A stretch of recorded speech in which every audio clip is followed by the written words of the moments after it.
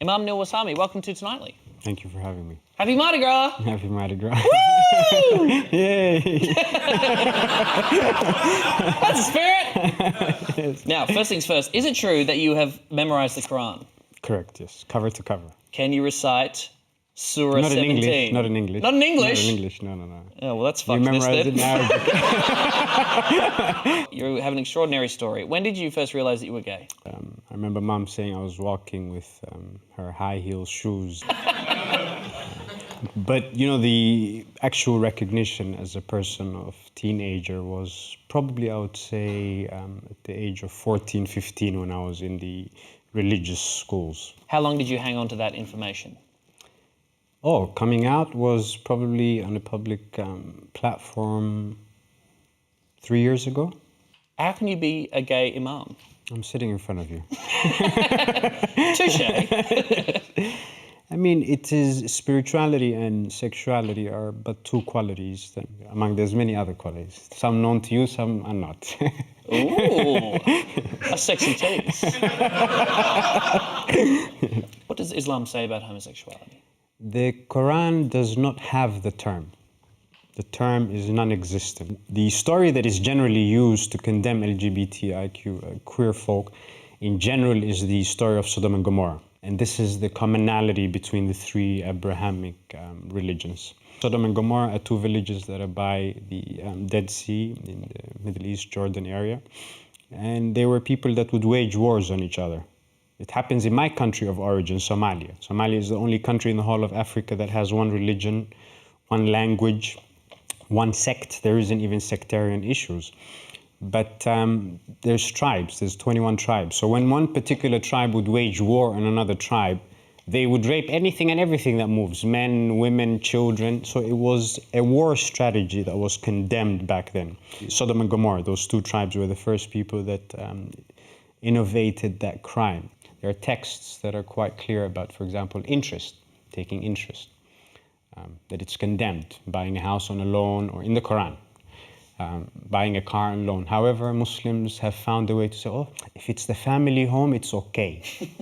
But even though there is no text that actually says you should throw LGBT people off buildings and etc., the reaction is quite violent when you look at some Muslim countries. Not all Muslim countries, some.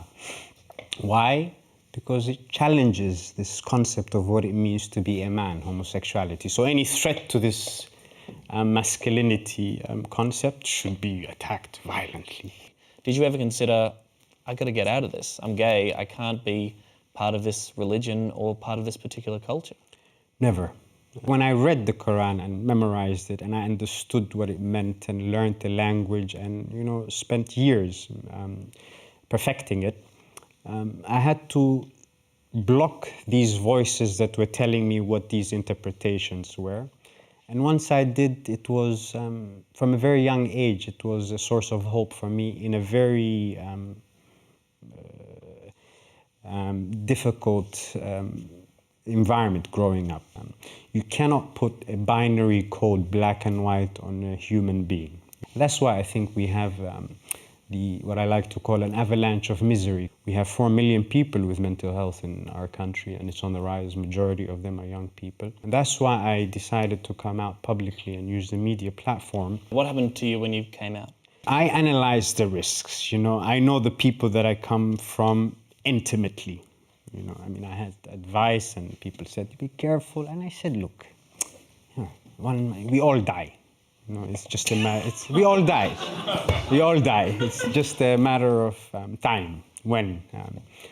But I said there are people who sit at home in environments of oppression and repression and suppression, waiting for death.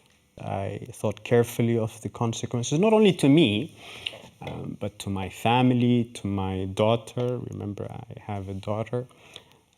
But those risks I was willing to live with. In November 2013, there was a young 16-year-old girl, felt like a boy trapped in a girl's body, transgender feelings, who was in a religious school, Islamic school, and gagged. You know, that's been told this is how you should be, and if you pray, God will curse you, and you're an abomination, and you're a sin. And I couldn't accept that. I couldn't. So I took a leap.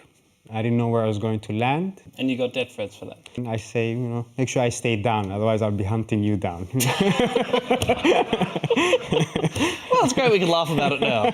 So Mardi Gras is celebrating 40 years this year. It's been 40 years since the first Mardi Gras in 1978. So 40 years for us to get to where we are now. How do you see the fight moving forward for queer Muslim people? There is still some retrograde views about the place of homosexuality in society. There are signs of change happening. I was here on Friday, which I was part of a Sydney University panel, which was hosted by Sydney Queer Muslim Symposium.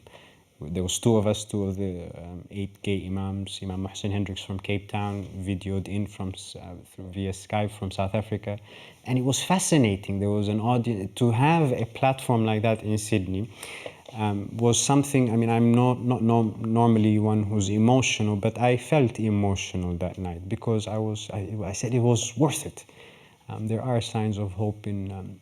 Coming from Queensland, South Australia. Perth is still, yalla, come on, up. Still, there is a shift happening on a global scale, so it's exciting times. Nur Warsame, thanks for being on our show. Happy Mardi Gras, mate. Thank you. Happy Mardi Gras, thank you. Nur Warsame, everyone.